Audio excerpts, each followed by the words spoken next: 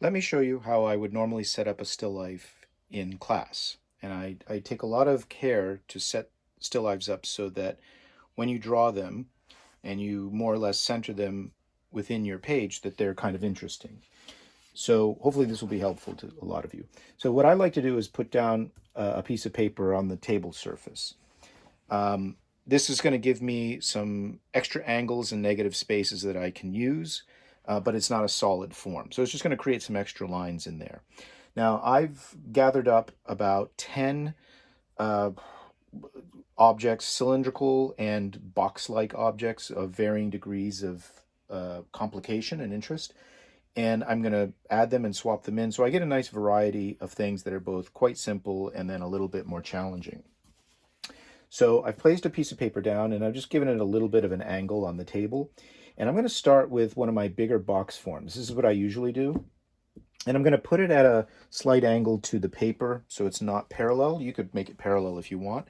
But I've placed it so that the box, I can see the top of it and two sides. And what I want to do is I want to create kind of a tall moment that is not exactly in the center. So I'm going to place another object on top like this. And then I'm going to sort of think of that as the peak of a mountain, and then I'm going to build to the left and to the right of that and try to make an interesting combination of things. So let's try maybe another box form. Maybe like right about here, or maybe over here. No, I like it better over here. And let's maybe put another kind of shape that is a box form, but is not right angles. So maybe something like that.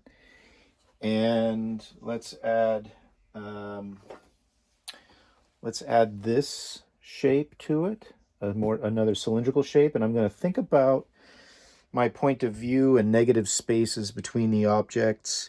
Maybe that's not so good. Let's try it up there. No, I don't like that because it's the same height as the glass jar. I'm going to try this over here a little bit. And yeah, okay. And then I'm thinking about, do I want some space between those 2 points right there? Maybe I'll just give it a little extra space like that. That's good. Okay. So there's a little negative space between those two objects.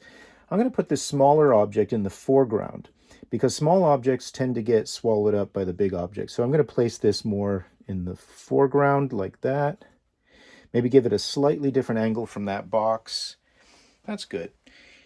And let's see, let's try out a few other things. I think I've got 3 boxes. I want to put another cylindrical form in, maybe something a little different. Here's this roll of tape, and I can place this maybe there. Okay, all right, that's not too bad. I'm also looking at the relationship of this point to the bottom of this and thinking about how I'm going to draw this. Am I going to move this here? You can also move your point of view, of course. You can sit down or stand up to change those relationships as you're looking for a good composition. So I'm liking the way this is looking. I like how there's a high point towards the middle, but not exactly in the middle. And it's asymmetrical. I like that I have a variety of different shapes. I think it needs one more thing, perhaps. So let me put, I've got enough medium-sized objects. Also, very important is that the objects can't be too different in scale. In other words, you don't want a huge range from big objects to really tiny objects. So I tend to find things that are in the middle that are they're large medium-sized and smaller medium-sized. And then those things tend to get along together a little bit better. I could repeat an object. I think what I want is something here. I don't know if it needs it, but maybe I could put that. If I don't want to repeat that object, I could find another object maybe that is maybe a little smaller. Here's cork as a cylinder, right? So I could put that there as a point of interest. And now I have 1, 2, 3, 4, 5, 6, 7 solid objects. I have the piece of paper. I've got lots of shapes to work with. That's not bad. And I could add more, and then I could use my L frames and crop towards the center here. So if I wanted to have more things going on, like another box out here or something like that, and I wanted to then like crop that off so it's going outside the frame a little bit, I could do that. But normally if we're just sort of setting up a kind of a group and we're going to center them more or less on the page, that's what I would do.